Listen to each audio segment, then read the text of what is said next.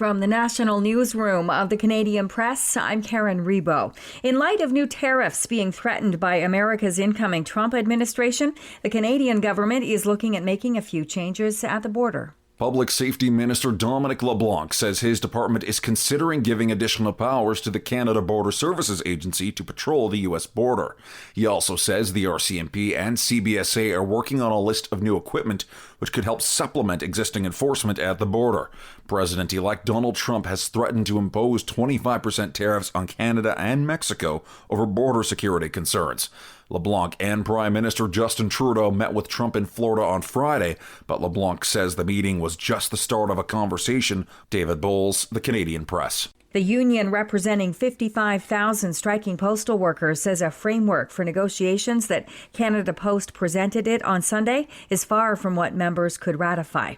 In a statement last night, 2.5 weeks into the walkout, Cup W says the framework moves closer to its positions on some issues, but lacks any compromise on what it calls the Crown Corporation's most severe demands.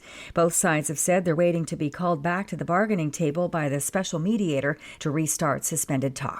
Crown prosecutors are expected to wrap up their closing arguments today at the terrorism trial of an Ottawa area man accused of helping to create neo-Nazi propaganda and recruitment videos. Graphic designer Patrick McDonald has pleaded not guilty to 3 charges of terrorism and hate speech in a more than 2-week-long trial.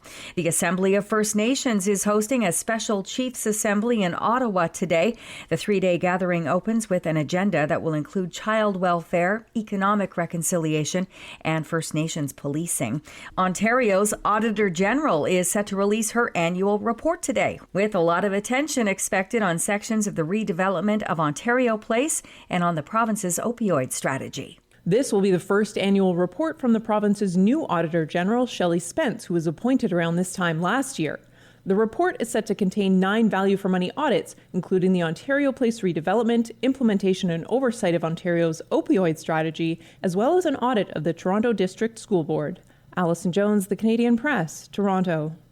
Saskatchewan's provincial auditor is set to release a report today outlining government programs and services that need improvement. A Canadian is among 3 climbers missing after they'd planned to climb New Zealand's highest peak.